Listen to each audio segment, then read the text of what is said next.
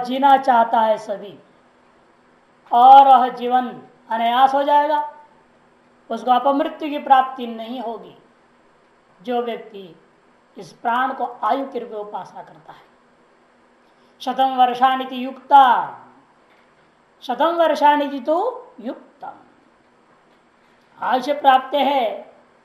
एक नंबर टिप्पणकार कहते हैं आपने कैसे लिख दिया 100 साल, कोई तो जीता है नहीं 100 साल। कि आयुष प्राप्त है प्रारब्ध फलत्वेन कस्यापि प्राण मरण संभवात, कोई भी पहले मर ही नहीं सकता। प्रारब्ध कर्म के अनुसार तय तो हो गया ना आपका आयु, उतने में ही मरेगा, पहले कैसे मर जाएगा कोई। आपने कैसे कह दिया काल मृत्यु होता है, अपमृत्यु हो जाएगा और जैसे उपासना उसका नहीं होएगा। इदम अयोक्ता मित्याशंक्य अर्थांतरम महा शतम वर्षाणी थी सर्वम आयुर्तेन शतम वर्षाणी युक्तम ग्रहित।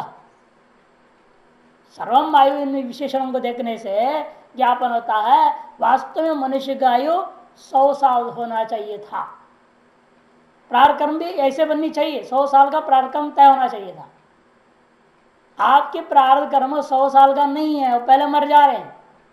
आपकी प्रारब्ध कर्म ऐसे कमजोर क्यों पड़ा? क्योंकि आपने उपासना ठीक से नहीं किया है, ये कारण।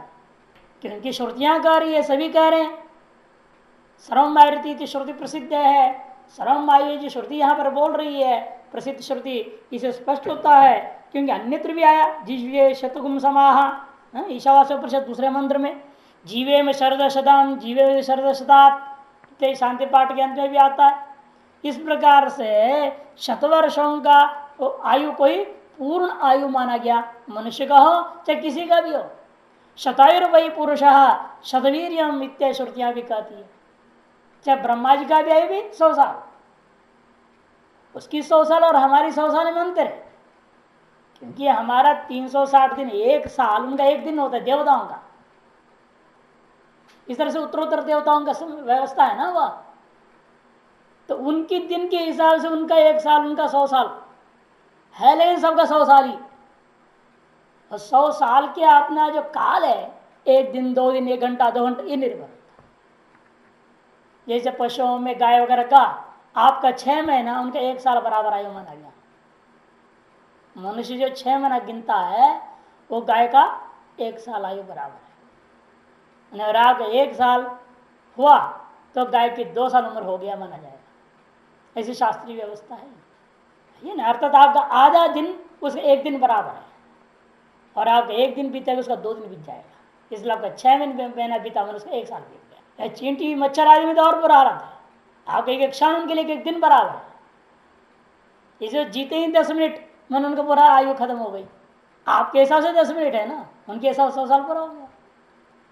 इस तरह से काल का जो है ना सापेक्ष चीज है, हर जीव के लिए अपना अपना काल की गणना का स्वरूप अलग अलग है। हम लोगों के लिए से गिनती कहां से होती है? निमेष से, है ना। 30 निमेष 1 काष्ठा, 30 काष्ठा ऐसे लव, और 30 लव गिनते जाओ तब जगह क्षण में आएंगे हम।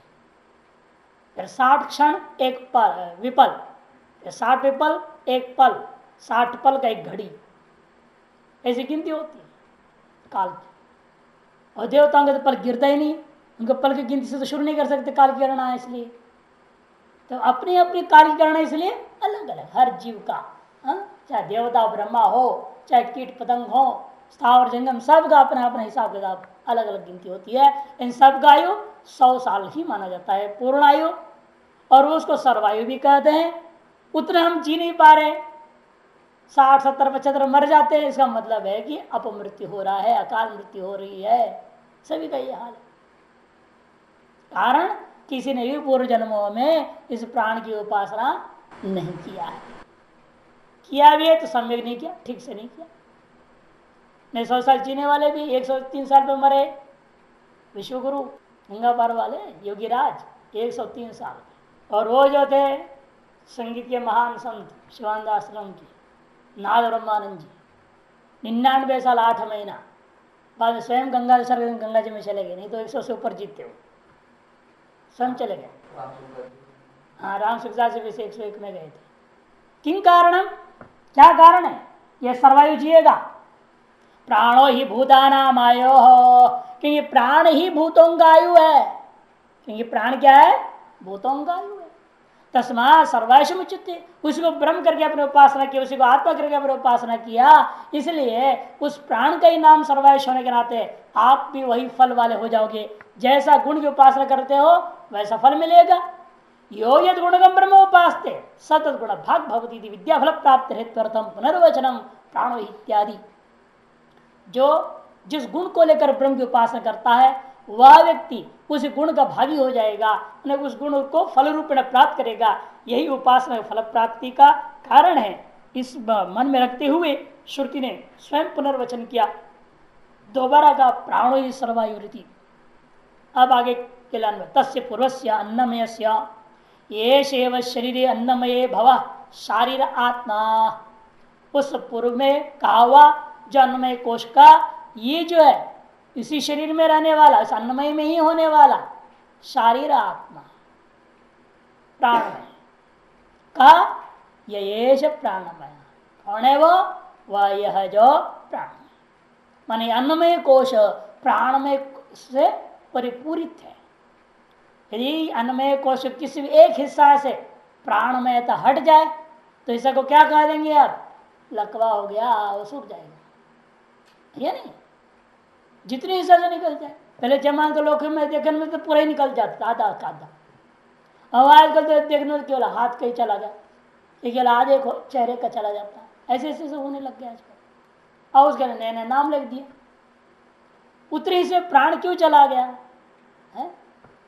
पूर्व जन्मों में वैसे उपास सम्यक नहीं हुआ है। हाँ तो फिर तो उसको प्रायश्चित करना पड़ेगा ना। पूजा पाठ भी करते हैं लोग, बीमारी का दवाई भी करते हैं, खर्च करते हैं ना। धन का व्यय करना भी कम नहीं है, वो भी एक उपासना का अंग है। डॉक्टर देवता को खिला रहे कि नहीं खिला रहे? वो खूब लेता है तो देना पड़ता है। हम लोग भी दवाई खाते हैं, दवा खाने वाला उसे कंपनी तक जाएगा ना उसका हिस्सा लाभ। इतने जीवों को आप सेवा कर रहे हैं, पहले नहीं किए, कंजूसी किए पिछले जन्मों में, अब इस जन्म इसलिए ऐसी बीमारी दे दे भगवान ने, अब दो सब दुकानदार से लेकर के कंपनी तक खिलाओ, महीने महीने का 1000 रुपये की दवाई खरीदो। पिछले जन्म में कंजूस क्यों हुए? तो इसलिए अब देना पड़ेगा। चुकाना कहीं ना कहीं ऋणानुबंध के लिए तो जन्म होता है, इसलिए ऋणानुबंध। 3 प्रकार के ऋण से युक्त होकर के तो हर आदमी जन्म लिया है ना, ऋषि ऋण, देव ऋण और पितृऋण। ऋणों को चुकाना है ये न के न प्रकार है ना। उसके लिए बहाना बन जाते हैं, एक न एक दूसरे जुड़ते हैं, गड़बड़ सड़ होता है और लेन देन चलते रहता है। स यश प्राणम, इसलिए वह यह जो प्राण में इससे परिपूर्ण है वह अन्नमय कोश। अब इससे आगे जो तस्मात् वै तस्मात् युक्तार्थ मन्य तो तस्मात् वै तस्मात् इत्यादि शेष पदों का अर्थ पहले जैसे ही कर लेना। क्या हर बार आते रहेगा वही वही अर्थ? क्यों बार बार भाषा लिखेंगे? कहते वही अर्थ समझ लो। अन्यो अंतर आत्मा मनोमय, अन्यो उसे भिन्न और उसे भीतर और सूक्ष्म है। कौन? जो मनोमय कोश है। मन इति संकल्प अध्यात्मकम अंतःकरण तन्मयो इति मनोमय यथा अन्नमय। मना किसको लेना? संकल्प रूपा अंतःकरण वृत्ति विशेष तन्मय इति मनोमय। जिस प्रकार से अन्नमय शब्द बना वैसे भी ये शब्द तो बनेगा, इन अर्थ में अंतर होगा। वहां अन्नमय में मैट विकार अर्थ में हुआ था और यहां मैट प्रायः प्रचुर अर्थ में। पहले बोल चुके हैं प्राणमय में भी बोले ना, प्राण का विकार अर्थ नहीं हो सकता, मनो में विकार अर्थ नहीं हो सकता, तो प्राय अर्थ लेना चाहिए, कह चुके हैं। स्वयं प्राणमय से आभ्यंतर आत्मा, वह यह जो है विनोमय क्या? ये प्राणमय का भी भीतर में रहने वाला, उस प्राणमय से भी सूक्ष्म प्राणमय को व्याप्त करके रहने वाला आत्मा के समान आत्मा है, ऐसे समझो। इसलिए आनंद करें पूर्व से च आत्मा चिद धातु एव तसे प्राणमय से आत्मा की योजना। क्योंकि जो पूर्व में चिद धातु था वही इस प्राणमय का भी आत्मा है, मैंने चैतन्य ही है। तत्व उपाय से परिच्छिन्न होकर आत्मा शब्द से प्रयोग करें, नहीं तो आत्मा शब्द कैसे प्रयोग करेंगे? प्राणमय आत्मा, अन्नमय आत्मा, उन्हें तत्व उपाय से अवच्छिन्न चैतन्य को ही लेना पड़ता है, चिद धातु को ही लेना। तस्य जुरेव शिरः, इस मनोमय कोश का सिर के समान सिर क्या है? पक्षी की कल्पना है ना, रूपक है। यहाँ सिर कौन है? यजु, मैंने यजुर्वेद। यजुर्वेद कैसे हो जाएगा मनोमय में? तो यजुर्वेद तो आपका शब्द में ही स्वरूप है। और आपने कहा मन का मतलब संकल्पादि वृत्ति रूपा, और वृत्ति और शब्द का तायत्म कैसे हो जाएगा? तब कहते जुरिति अनियताक्षर पादावसानो मंत्र विशेष तजातीय वचनो यजु शब्द तस्य शिरस्तम प्राधान्यात् प्राधान्यंच यागादो सन्निपत्योपकारगा यजुषाई हविर्दीयते स्वाहाकारादिना।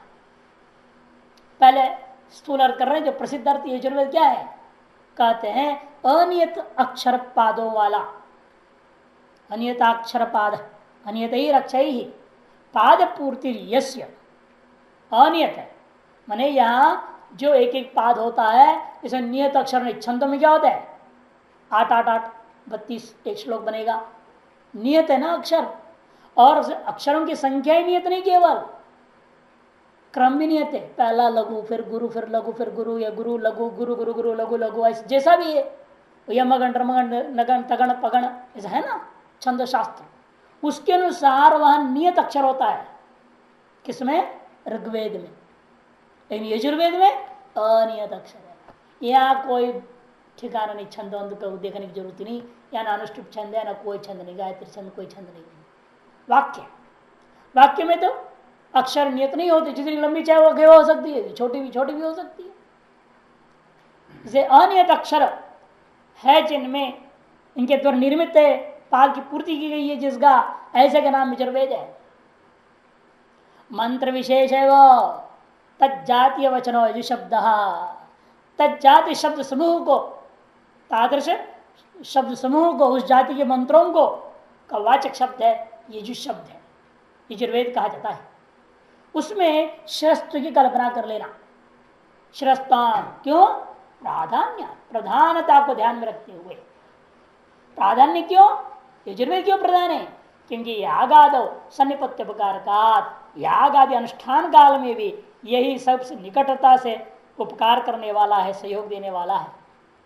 इसलिए यद्यपि यजु शब्द बाह्य शब्द राशि में रूढ़ है, यजुषाही हविर दियत है स्वाहाकार देना, कि यजुर मंत्र को उच्चारण करके उसके अंत में साहा ऐसा बोल करके हविष को दिया जाता है। इसे कर्म का वास्तविक स्वरूप की अभिव्यक्ति ने संपन्न कब होगा? जब स्वाहा करके डाल देंगे तब। और किस मंत्र से डाला जाता है? यजुर्वेद का मंत्र उच्चारण पूर्वक ही होता है। इसीलिए समस्त कर्म कांड में प्रधान कौन हुआ? यजुर्वेद। और सकल अंगों में प्रधान कौन है? अंगेशु शिर प्रधान, सर्वेश अंगेशु शिर प्रधान में नियम है, सकल अंगों में सिर ही प्रधान होता है। अतः कर्मकांड में उपयोग होने वाले सकल वेदों में से प्रधान कौन है? यजुर्वेद है। इसलिए उसमें सरस्वती की कल्पना की गई है। वाचनिकी वा, अथवा ये तो रूढ़ अर्थ ले लिया। अगर रूढ़ अर्थ तो कैसे घटेगा मन में, कि मन तो वृत्त्यात्मक है, शब्दात्मक तो है नहीं। तब कहते हैं वाचनिकी वा शिरादि कल्पना सर्वत्र। वाचनिकी वा का मतलब क्या? श्रुति ने कह दिया इसलिए ऐसे कल्पना हम कर लेंगे। श्रुति विहितत्व, श्रुति वचन सामर्थ्य हम मान वाचनिकी आंतर कर तथा विश्रुतेर अनित शंकनीयत्वा, श्रुति में आप आशंका नहीं कर सकते, ऐसे कैसे विधान कर दिया? श्रुति पर आप कभी ऐसे आशंकाएं नहीं उत्पन्न कर सकते। प्रामाण्यात विशिष्ट मनोवृत्ति यजु संकेत विषयभूता यजुर्वेदम अधिमय इत्येतत् क्रम का वर्ण यजुर्वेदतया अध्येतव्य इत्येवं संकल्प रूपा ग्राह्या इत्यर्थः। इसे कैसा लेना हो भी? संकल्प रूपा। कैसा संकल्प है वेद संबंधी? ऐसा है बोल दिया। प्रामाण्यता से विशिष्ट मनोवृत्ति है क्या? यजु संकेत विषयभूता, जिसको यजु को संकेत कर रहा है ऐसे शब्दों को उच्चारण आप करेंगे। उस उच्चारण करने का संकल्प करोगे कि नहीं करोगे? मैं यजुर्वेद का पाठ करूंगा, यजुर्वेदम अधिमहे, ये संकल्प करोगे। एतत् क्रम का वर्णा यजुर्वेद अध्येतव्या, ऐसे ऐसे क्रम से विद्यमान ऐसे ऐसे वर्णों से युक्त ऐसे शब्दों को यजुर्वेद रूप से मैं पाठ करूंगा, इस प्रकार का जो संकल्प है, इतम संकल्प रूपाग्रह्या, इतने संकल्प रूपा ही यजुर्वेद का ग्रहण करना, शब्द रूपा स्थूल को नहीं लेना, ये तात्पर्य है वाचनिकी व शरीरादि कल्पना सर्वत्र से। इतना ही नहीं, मनसो ही स्थान प्रयत्न नाद स्वर वर्ण पाद वाक्य विषया तत्संकल्पात्मिका तद्भाविता वृत्ति श्रोत्राधिकरण द्वारा यजु संकेत विशिष्टा यजुरित्युच्यते एवं ऋग एवं सामचा। भाष्यकार कहते देखो, क्योंकि मन ही संकल्प करता है तभी वर्णोच्चारण होते हैं। मन कहीं विचलित हुआ तो समय उच्चारण भी नहीं होगा। कौन सी स्थान से, किस प्रयत्न से नाद है ना, नाद घोष पढ़ा है ना लघु सिद्धांत का, उदात अनुदात स्वर और इनसे युक्त वर्ण, अष्ट स्थान है ना आपका, अको विसर्जन कंठ इत्यादि स्थान। प्रयत्न से आभ्यंतर लेंगे क्योंकि बाह्य के लोगों ने नाद और स्वर अलग बोल ही दिया। बाह्य प्रयत्न में क्या होता है, श्वास विवार नादा घोषाश्च उदात अनुदात स्वरतश्च कह दिया, 11 गिना दिया। इसे नाद और स्वर से बाह्य प्राण आ गया, बाह्य प्रयत्न। और फिर इन सब से संपन्न युक्त कौन है, वर्ण। ऐसे वर्णों का समूह पद, ऐसे पदों का समूह वाक्य। ऐसा विषय है जिसका तादृश तत्संकल्पात्मिका वृत्ति है मन की।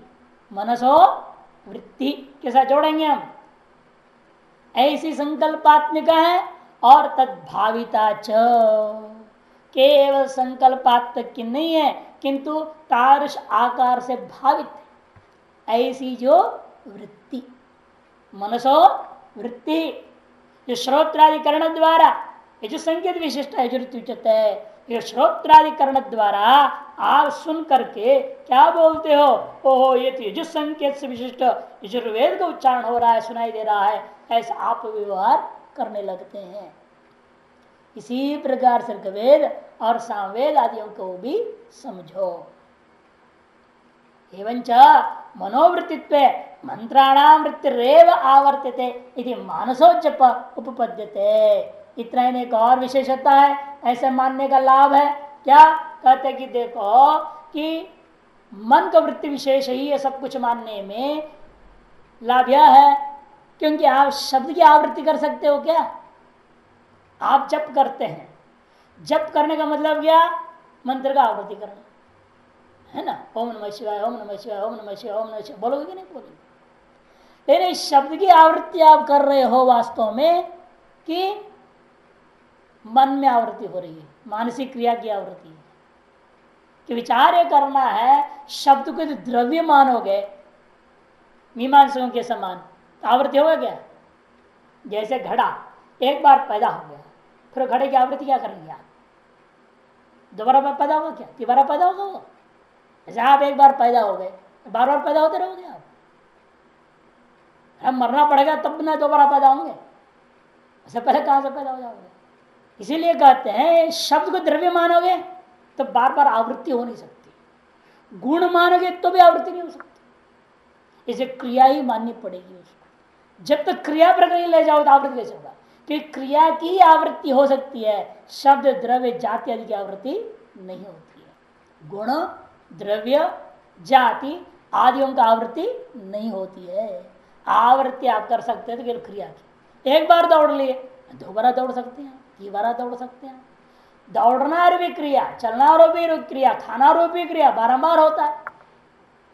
इसलिए व्याकरणकार में क्रियाभ्यावृत्ति करने कृत सुच प्रत्यय है ना, क्रिया की आवृत्ति गणना करने के लिए सुचादि प्रत्यय होता है, द्रव्यावृत्ति नहीं, गुणावृत्ति नहीं, उनकी आवृत्ति हो ही नहीं सकती। इसे इनका कहना है मनोवृत्तित्व को स्वीकार करने में वृत्ति क्या क्रिया रूप है ना, इसे मंत्राणाम वृत्तिरेव आवर्त है, मंत्रों का वृत्ति की आवृत्ति होती है। अतः मानसोचप इति मानसोचप उपपद्यते की बात हो, इति मानसोचप उपपद्यते। अन्यथा अविषयत्वात्, नहीं तो क्या होगा, अविषय होने से मंत्रो नावर्ति तुम शक्या, और क्रिया रूप यदि नहीं मानोगे उसको आवृत्ति नहीं कर सकते हैं। क्यों, घटादि, क्योंकि घटादि तो भी द्रव्य है।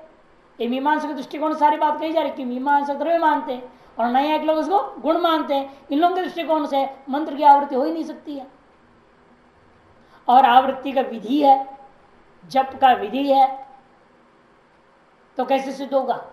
इसलिए वास्तव में शब्द का अंतिम स्वरूप मानसी संकल्पात्मिका वृत्ति विशेष की ओर ले जाना ही पड़ेगा, जिसकी अभिव्यक्ति आप कंटाल तालवादियों से कर लेते हैं। ये भी अभिघात हुई ना, कंटाल का अभिघात, ये भी क्रिया है, क्रिया से संयोग हुआ, उस संयोग के कारण से शब्द उत्पन्न हो गया जो आप कान में आके सुनते हैं। इसका पीछे मूल स्वरूप क्या है उसका शब्द का? वृत्ति रूप ही मानना पड़ेगा। बाद में वेदांती कहेगा, पहले व्याकरण आएगा, कहते वृत्ति रूप नहीं स्फोट रूप है। और सर और आगे बढ़कर कहेगा नहीं स्फोट रूप भी नहीं, हो भी अनित्य होगा। किंतु वेदांती आएगा ध्वनि रूप मानना चाहिए कहेगा। शास्त्रार्थ होगी ब्रह्म सूत्र में वर्णन करेंगे, स्फोटवाद सबवाद खंडन करके वेद को नित्य सिद्ध करने के लिए ध्वनिवाद की ओर ले जाएंगे। हमारे और आपके पास क्या आ रहा है? ध्वनि जा रही है। आप बोलोगे तो एक ध्वनि निकली, यहां से निकलता है क्या? शब्द थोड़े निकल रहे हैं, एक ध्वनि विशेष निकलता है। और उस ध्वनि विशेष में लेकिन आपको क्या है, गर्भ में रहते वक्त से ही प्रत्येक ध्वनि विशेष में आपको दिमाग पकड़ रखा है। क है, ग है, घ है, यमुक है, अमुक है, हर वर्ण को पकड़ लिया है। गर्भ में रहते अभ्यास हो गया भाषा की। माँ जिस भाषा को जानती है उस भाषा को बच्चे को पढ़ाने की जरूरत नहीं पड़ती, वो बच्चा बोल देता है। और माँ जिस भाषा को नहीं जानती है तो पढ़ना पड़ेगा। और जिस भाषा को जानते हैं यदि भी बच्चा बोल लेता है, लेकिन वो शुद्ध है कि अशुद्ध है? देहाती भाषा रहती है, अशुद्ध रहता है, उसका शुद्धिकरण फिर उसको भी पढ़ाना पड़ता है। व्याकरण दृष्टिया इसको ऐसे शुद्ध बोलना चाहिए। जैसे जाता है, जावत है, जात है, सब पर्यायवाची हिंदी में, लेकिन शुद्ध कौन सा है? जाता है, यही शुद्ध है। तो इसी तरह से हर भाषा में हाल है। लेकिन इस शब्द में ध्वनि को ग्रहण करके उसमें शब्द का हम आरोप कर लेते हैं, ये अमुक वर्ण है, ये अ है, ई है, ये ऊ है। उस ध्वनि आ गया, उस स्वरूप वाला ध्वनि को हम ग्रहण करके ऐसे व्यवहार कर लेते हैं। ये वेदांत मत है। इसलिए कहते हैं अन्यथा ये बात नहीं मानोगे, अविषयता मंत्र नावर्तित शक्य, अविषय हो जाएगा तो मंत्र का आवृत्ति नहीं हो सकेगा। तो शक्य घट अधिक समान, फिर तो मानसो जपन उपपत्ति, फिर मानस जप आदि का जो विधि है वह उपपन्न नहीं हो सकेगा। मंत्रावृत्तिश्च चौद्यते बहुशः कर्मसु, और बहुत सारे कर्मों में मंत्रों की आवृत्ति की विधि की गई है। अतएव उसको वृत्त्यात्मक मानना ही पड़ेगा, क्रिया स्वरूप मानना पड़ेगा उसका। अक्षर विषय स्मृत्यावृत्ति मंत्रावृत्ति से चलना, तो पूर्व पक्षी कहेगा अक्षरों का अक्षर विषय का स्मृति जो है उस स्मृति की आवृत्ति ही मंत्र की आवृत्ति मान लो। कहते नहीं हो सकता, मुख्यार्थत्व संभवात, क्योंकि स्मृति कभी मुख्यार्थ प्रापक नहीं हो सकता, मुख्य प्रयोजन साधक नहीं हो सकता। जैसे आपने मान लो अभी भूख लगी है, तेज भूख लगी है, लेकिन एक हफ्ता पहले बहुत बढ़िया भंडारा खाए थे, उसकी स्मृति कर लो। हैं? सोचो आप वहां पंगत पे बैठे हैं, सामने पत्तल है, सब माल पड़ा है, अब खा रहे हैं, सब स्मरण कर लेने से पेट भर जाएगा क्या? आपका भूख जो है वो तब का भोजन से मिटने वाला नहीं है। मुख्य प्रयोजन कहाँ रह गया? स्मृति का विषय के। इस तरह से यदि आप मंत्र की आवृत्ति स्मृति की आवृत्ति को मात्र मान लोगे फिर वो मुख्य प्रयोजन सिद्ध करने वाला नहीं होगा, पूर्व सिद्ध नहीं होगा उससे।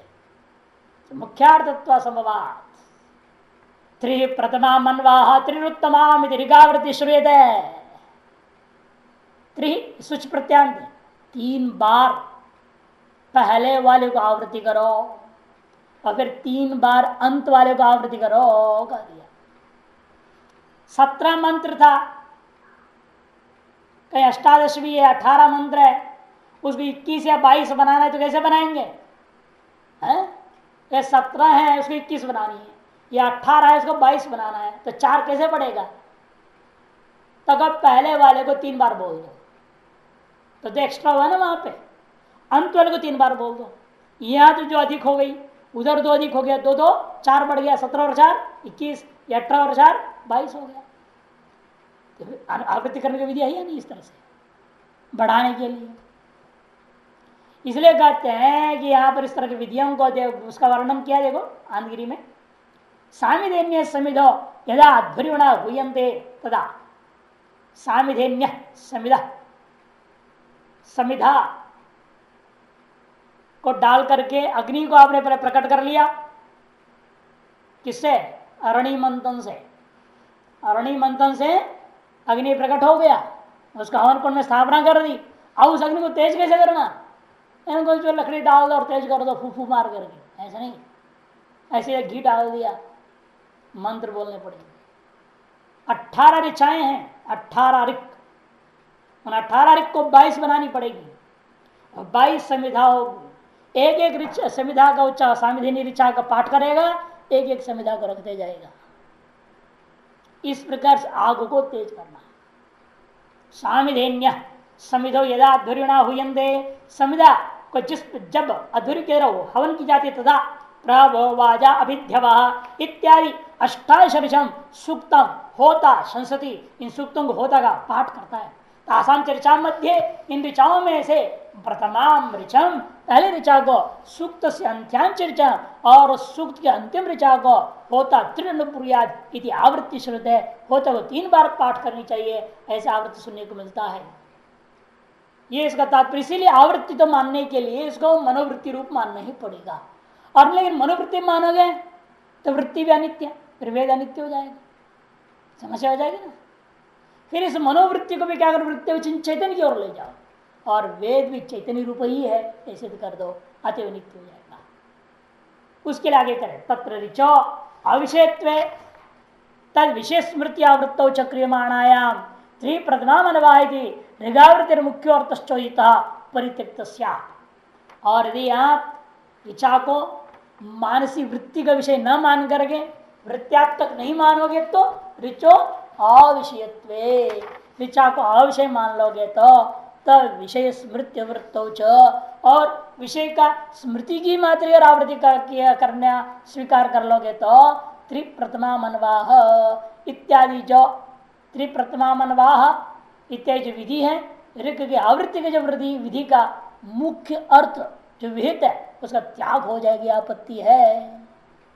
तस्मात् मनोवृत्ति उपाय परिच्छिन्न, लेकिन वृत्ति रूप मानने से भी काम चलेगा नहीं, चित्त व्याप्ति की ओर ले जाना पड़ेगा। उस वृत्ति में जो व्याप्त चैतन्य तक देना पड़ेगा, तभी जाके बनेगा, तब वेद में नित्यत्व आएगा, नहीं तो नहीं आएगा। इसी के लिए अवतरणी का वहां दिया अनुदिरी ने मंत्राणाम मनोवृत्तित्व उक्त्वा मनोवृत्ति नाम सदा चिद व्याप्तत्व सिद्ध है चिदात्मताम आह। मन को जो है सब वेदादि शब्दों को सारी चीजों को मनोवृत्ति तो कथन करने के बाद उन मनोवृत्तियों को भी सदा क्या है चित्त व्याप्त करके रहता है। इसीलिए वह अंततो गत्वा ये वेद क्या है चिदात्मक की है, चैतन्य रूप ही है। ये सोपाधिक होकर के यजुरादि शब्द का वाच्य हो जाता है, इन वास्तव में वो नित्य चैतन्य रूप ही है। इसके लिए अब आरंभ करें भाष्कर तस्मात् मनोवृत्ति उपाय परिच्छिन्नम मनोवृत्ति निष्ठम आत्म चैतन्यम अनादि निधनम यजु शब्द वाच्यम आत्मविज्ञान मंत्र इति। ये जो है इसी दिशा में मंत्र में जो ऋक तो मन का विषय है ही, इसमें संशय नहीं। इतना ही नहीं, मनोवृत्ति रूपी उपाधि से परिच्छिन्न चैतन्य मनोवृत्ति तक लाया पहले, सिद्ध किया शब्द द्रव्य नहीं हो सकता, गुण नहीं हो सकता। ये द्रव्य गुणात्मक मानोगे तो आवृत्ति नहीं होगी। फिर किस रूप में पूछा तो कहते मनोवृत्ति रूप मानो, तब मानस जप आदि भी घट जाएंगे, आवृत्ति की विधियां भी स्वीकार सिद्ध हो जाएगा। आवृत्ति रूप मानेंगे तो जड़ है वो अनित्य है, उत्पन्न विनाशाली, फिर तो वेद भी उत्पन्न विनाशाली हो जाएगा। इस आपत्ति दूर करने के लिए उस मनोवृत्ति को केवल वृत्त्यात्मक हम नहीं ग्रहण करेंगे, किंतु वृत्ति उपाधि से परिच्छिन्न जो आत्मविज्ञानम मंत्र उसके साथ जोड़ेगा। मनोवृत्त्युपाधि परिच्छिन्न आत्मविज्ञानम, और कैसा है वो मनोवृत्ति निष्ठाम आत्म चैतन्यम, मनोवृत्ति निष्ठ जो आत्म चैतन्य ही लेना। अनादि निधनम, वो कैसा है वो अनादि, वो न विद्यते आदिर्यस्य अन्नाविच निधनम यस्य आदि अंत रहित है। अनादि निधन में क्या है? पहले आदि च निधन चित आदि निधनम समास बना लो। न आदि निधन में अनादि निधनम माने आदि अंत से रहित, उत्पत्ति विनाश से रहित है, अतः कार्यकांड भाव से रहित है। उसको यजु शब्द वाच्य समझना। आत्मविज्ञान स्वरूप ही है, आत्मा का एक विशिष्ट विज्ञान रूपेण अनुभूति है। उनको ही हम यजुर्वेद ऋग्वेद सामवेद इत्यादि मंत्राः इति उच्यन्ते। एवंच नित्यत्वोत्पत्तिर्वेदानाम, ऐसे मानने में ही वेदों के अंदर नित्यत्व सिद्ध हो सकेगा। यदि आप वेद को शब्दात्मक मानोगे, वृत्त्यात्मक मानोगे, या किसी भी रूप द्रव्यात्मक मानो, गुणात्मक मानो, जैसा भी मानोगे, वेद अनित्य हो जाएगा। और वेदों के नित्यत्व इष्ट है ना। इन समस्या होगा फिर वेद भी नित्य ब्रह्म नित्य दो नित्य हो जाएगा। कहते नहीं कि वेद हमारे लिए क्या, वह आत्मचेतन ही है। वो मनोवृत्ति निष्ठ आत्मचेतन से भिन्न नहीं है वो, इसलिए आत्मा से भिन्न वेद नहीं है। वेद और आत्मा अभिन्न तत्व है, और आत्मा नित्य होने के नाते उससे अभिन्न वेद भी नित्य ही है। एवं नित्यत्व पुत्र वेदानाम। अन्यथा यदि यह सिद्धांत को स्वीकार नहीं करोगे तो विषयत्व रूपाधिवत अनित्यत्व नैतिकता, और उसको द्रव्य गुण आदि रूपा विषय मान लोगे तो रूपादि के समान, फिर तो अनित्य हो जाएगा। नैतिकतम ये युक्त नहीं है कि अन्य श्रुतियां स्पष्ट कही है वेदों को नित्य करके। चित्त उपनिषद 11वें अध्याय पहला मंत्र कहता है सर्वे वेद त्रैकम भवन्ति स मानसीन आत्मा। चित्त उपनिषद में 11:1 है, तैत्रीय आरण्यक में 3:2:1 है, ऐसे अनेक उच्चकों पे आया। सर्वे वेद यत्र मामनन्ति, सर्वे वेद यत्र एकम भवन्ति, सकल वेद जिसमें एकीभूत हो जाते हैं वही मन रूपी उपाय से विशिष्ट आत्मा है, समझो। मन रूपी उपाय से विशिष्ट आत्मा है, मानसीन आत्मा। अर्थात वेद क्या है? मानसिक वृत्तियों में व्याप्त है। तारस वृत्ति व्याप्त से विशिष्ट जो चैतन्य, उस चैतन्य को ही वेद कहा दिया जाएगा। इसे श्रुतिर नित्यात्मना एकत्वम ब्रुवत्, नित्यात्मा के साथ एकत्व का कथन किया है। किनका? ऋगादि नाम नित्यत्व समंजसा स्यात्, तब जाकर ऋगादियों में नित्यत्व भी समंजस हो जाता है, सही बैठ जाता है। इतना ही नहीं, श्वेता सूत्र परिषद भी कहा है ऋचो अक्षरे परमे व्योमन यस्मिन् देवा अधि विश्वे निषेधुः इति च मंत्रवर्ण। साफ साफ कर दिया मंत्रवर्ण में, श्वेता सूत्र परिषद में, जिसमें समस्त वेद एक रूप हो जाते वह मन रूप उपाधि में स्थित आत्मा है। इतना ही नहीं, और जिसमें संपूर्ण देव स्थित है, देवा अधि अस यस्मिन, जिसमें समस्त देवता स्थित है, और विश्वे निषेधु, विश्वे देवा, हाँ विश्व मने सर्वे देवा, निषेधु स्थित, ऐसा जो परमे व्योमनी, परमे व्योमन मने शुद्ध ब्रह्म, उस शुद्ध उस अक्षर पर ब्रह्म रूप आकाश में ही क्या है? ऋचो, ऋचा ऋचाए मैंने तादात्म्य भाव से व्यवस्थित। ऋग्वेद यजुर्वेद सामने सब कहा है, उसी आत्मा में तादात्म्य होकर अवस्थित है, अतएव नित्य। अच्छा भाष्य आनवीर देखिए थोड़ा। वाचा विरूप नित्यया इति श्रुत्या, वाचा विरूप नित्यया इति श्रुत्या नित्यत्व से आवेदितत्वात्, वेद अनित्यत्व युक्तम न भवति, वेदों को अनित्य कहना युक्ति इसलिए नहीं हो सकता। वेदा नाम जड़त्व, और वेद जड़ है तो स्वप्रकाशन आत्मन एकत्व न संभवति, तो स्वप्रकाश आत्मा से एकता नहीं हो पाएगी।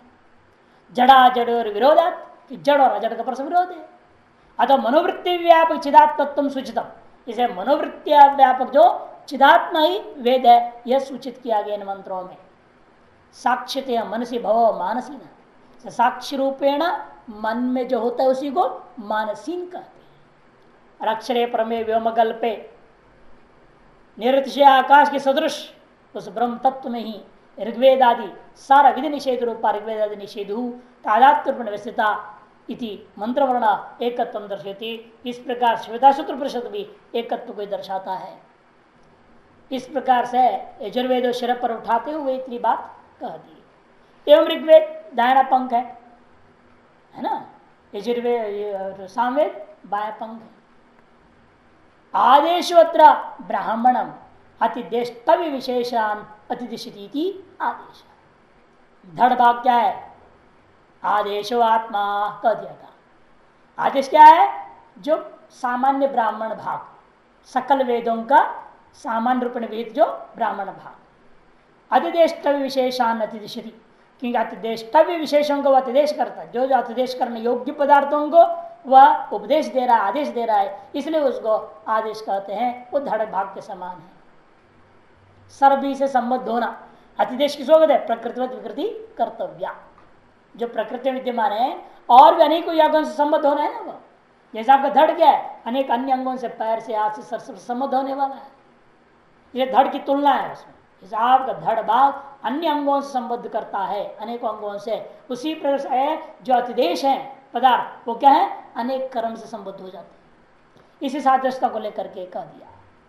अथर्वणा अंगिरसा च दृष्टा मंत्रा ब्राह्मणंच शांतिक पौष्टिकादि प्रतिष्ठा।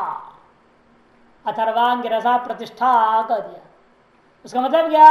अथर्व ऋषि या अंगिरस ऋषि, अथवा इन दोनों के द्वारा च कह दिया, इन दोनों के द्वारा दृष्टा मंत्रा ब्राह्मणंच, इनके देखो जो मंत्र भाग और ब्राह्मण भाग रूपा अथर्ववेद है, उसमें क्या है? शांतिक कर्म है, पौष्टिक कर्म है, इत्यादि कर्म है। वे ही प्रतिष्ठा हेतु कर्म प्रधान पुच्छम प्रतिष्ठा, प्रतिष्ठा का कारणीभूता कर्म प्रधान उसमें होने के नाते उनको पुच्छ के समान पुच्छ कह दिया। तदपेश श्लोक बहुत ही मनोमयात्म प्रकाशक स्फुरवत। इस विषय में भी यह मंत्र आ रहा है जो मनोमय आत्मा का प्रकाशन करने वाला।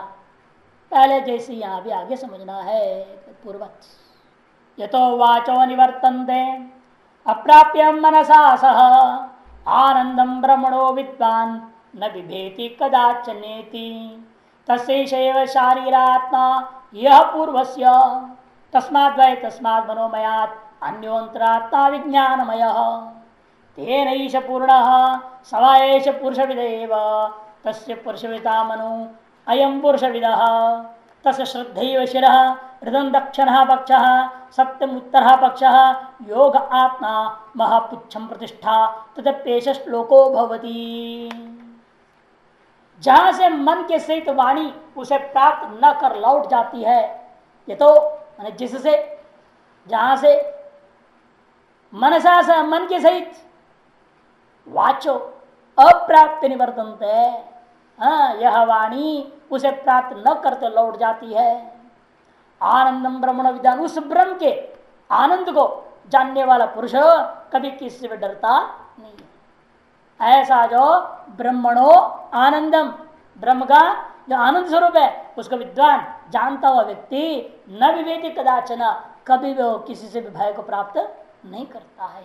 इति तस्यैव शारीरात्मा, जो वह मनोमय कोश है उस अपने प्राणमय कोश का यही आत्मा है। तस्य माने उस पूर्व में कौन सा गया था? प्राणमय। उस प्राणमय कोश का एश, ये जो मनोमय कोश वर्तमान आपने पढ़ा, ये क्या है? सर्व आत्मा, उस मनो प्राणमय शरीर का व्याप्त करने वाला आत्मा के समान आत्मा है। यह पूर्वस्य, जो पूर्व में बीता था, तस्य, यह पूर्वस्य के साथ जोड़ गया, तस्य पूर्वस्य, तस्य पूर्वस्य मैंने क्या? अन्नमय मैंने प्राणमय से, ये जो पढ़ा था यह वाला कौन सा? मनोमय। ये क्या है? शारीरात्मा। तस्मात् वै तस्मात् मनोमयात्, वह यह जो मनोमय है उससे अन्यो अंतरात्मा विज्ञानमय, उससे भिन्न और उससे भी सूक्ष्म आत्मा कौन है? विज्ञानमय नाम से है। तेन एष पूर्णः, और उस विज्ञानमय के द्वारा यह प्राणमय परिपूरित होता है। सवाएश पुरुष वेद एवं, वह यह निश्चित रूपेण विज्ञान में भी क्या है? पुरुष के आकार का ही है। क्यों? तस्य पुरुष वेदता मनो, उस प्राण मनोमय के पुरुषाकारता के अनुरूप ही यह अयम पुरुष वेद, यह विज्ञानमय भी पुरुषाकार का हो जाता है। तस्य, इस विज्ञानमय का सिर क्या है? श्रद्धा एव, श्रद्धा ही सिर। क्योंकि जहां श्रद्धा है वहीं तो सिर झुकाओगे। जिसके प्रति श्रद्धा नहीं है वह सिर नहीं झुकाता आदमी। श्रद्धैव शिर हृदम दक्षिण पक्ष, और जो ऋत है दाहिना पंख है, सत्यम उत्तर पक्ष, जो सत्य वो बाया पंख है। योग आत्मा, योग मैंने समाधान लेना, षट संपत्ति में कहा था ना समाधान, वो समाधान ही यहां पर क्या है, धड़ के सुधवन धड़, महापुच्छम प्रतिष्ठा। और महतत्व जो समष्टि बुद्धि है वो क्या है, वही पुच्छ के समान पुच्छ है, कि वही प्रतिष्ठा इन समस्त व्यष्टियों का प्रतिष्ठा कारण कौन है, समष्टि है। तदप्येष श्लोक बहुधी, उस विज्ञान में के विषय में भी यह अगला मंत्र विद्यमान है। यथो वाचो निवर्तनता प्रमस इत्यादि का व्याख्या भाषकर नहीं करेंगे, क्योंकि दो बार आने वाला है आगे में, दो बार आएगा 2:9 में। यह पढ़ रहे हैं अभी दूसरे वल्ली के चौथा अनुवाद पढ़ रहे हैं, 9वें अनुवाद में 2 बार आएगा ये। यथो वाचो निवर्तनता प्रमस आनंद प्रमदान न विवेति कुतश्चन कहेंगे, या कदाचन कुतश्चन, इन दोनों की व्याख्या वहीं करेंगे भाषा। इसे यहाँ कुछ नहीं अर्थ कर रहे आनंदगिरी में, कि भाषाकार तो अर्थ किया नहीं था ना इसका। आनंदगिरीकार मंत्रार्थ ले रहे हैं, वांग मनस्य और वांग मनस गोचरत्व नोपपद्यते स्वात्म निवृत्ति विरोधा, वांग मनो विशिष्टा मनोमयात वाचो मनसा सह निवर्तन इत्यर्थः। वाणी और मन को स्वयं वाणी और मन विषय कर ले नहीं हो सकता, स्वयं का विषय स्वयं नहीं होगा, आत्मशर दोष होता है।